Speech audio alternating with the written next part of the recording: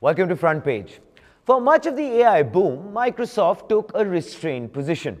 It provided the platform, backed the ecosystem, and Microsoft let others take the spotlight. NVIDIA, for example, became the public face of AI hardware. Jensen Huang became the symbol. Microsoft, meanwhile, focused on scale and integration. That balance has changed now because this week Microsoft unveiled MAIA 200, its second generation in-house AI accelerator. The announcement indicates a change in posture. Microsoft is no longer positioning itself only as a platform provider. It is asserting greater control over the full AI stack. And in doing so, it is signaling that dependence on external hardware is no longer a given, marking a turning point, not just in Microsoft's strategy, but in how the industry's power dynamics may evolve. It's worth examining what Microsoft is actually putting on the table. According to Microsoft, MAIA 200 delivers roughly 3 times the FP4 performance of Amazon's Trainium on FP8 workloads. It exceeds the performance of Google's 7th generation TPU. The metric Microsoft is emphasizing most, however, is cost efficiency. The company says MAIA 200 offers around 30% better performance per dollar than existing accelerators currently deployed across Azure. This matters, well, because efficiency and not just raw power increasingly determine who scales sustainably. MAIA 200 is manufactured on TSMC's 3-nanometer process, which places it at the top of the semiconductor production. The choice is neither simple nor is it inexpensive. But what this does is that it signals intent. Microsoft is not experimenting with custom silicon. It is attempting to control efficiency across its AI infrastructure stack. And in the current phase of the AI cycle, efficiency is leverage. The implications, of course, echo practicality. For anyone using AI products built on Microsoft's stack, this hardware shift will be felt directly. MAIA 200 is already live in Microsoft data centers in Iowa, with Arizona scheduled next. And of course, its role is narrowly defined. It will power Microsoft's most important AI services, including OpenAI's next generation models, Microsoft 365 Copilot, and the company's internal AI Foundry systems. The pressure point it addresses is not intelligence, it is cost. Across the industry, the limiting factor in AI deployment has become the economics of inference, the cost of generating each response at scale. MAIA 200 is designed to lower that very cost. The hardware specifications reflect that very focus.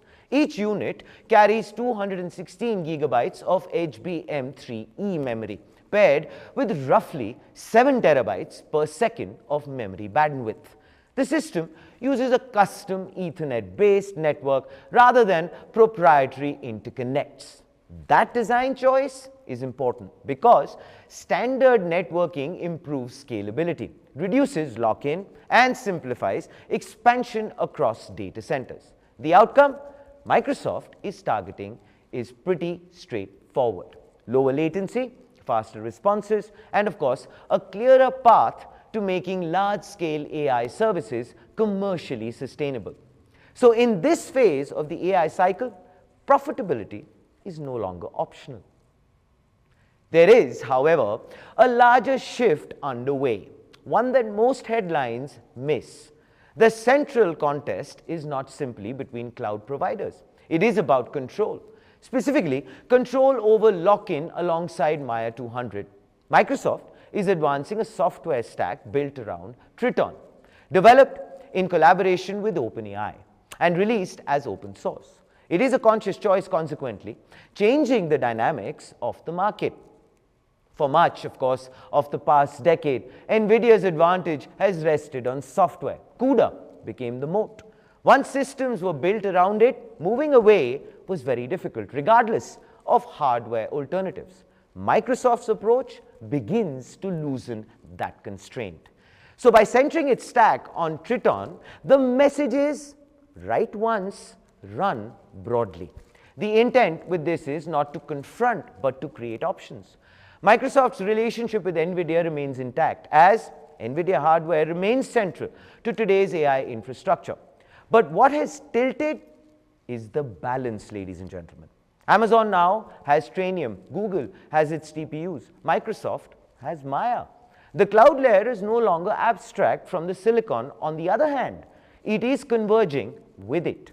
So as a result, the major cloud providers are evolving. They are no longer just platform operators, but are becoming full stack infrastructure companies. And of course, in the phase of the AI cycle, control over silicon increasingly defines control over scale. Access to the Copilot SDK preview is now being extended to developers, startups, and researchers. That, in itself, is a call to attention. Amazon, of course, will be assessing the implications. Google will be adjusting its road ahead, and NVIDIA's confronting a very new reality. Its largest customer is also becoming a potential counterweight. So as far as Oracle is concerned, its position in this shift follows a very different logic. We at Front Page, of course, had examined that strategy in detail in our previous analysis. Please feel free to watch the same. We feel that together, these moves point to a way broader contest which is taking shape. This does not look like a single product cycle. No. It is actually more on the lines of a structural reordering of how AI infrastructure is built, owned, and scaled. This, of course, is definitely a long game. And you know what? It has only just started. This, ladies and gentlemen, is Front Page by the AIM Network. Think AI, think AIM.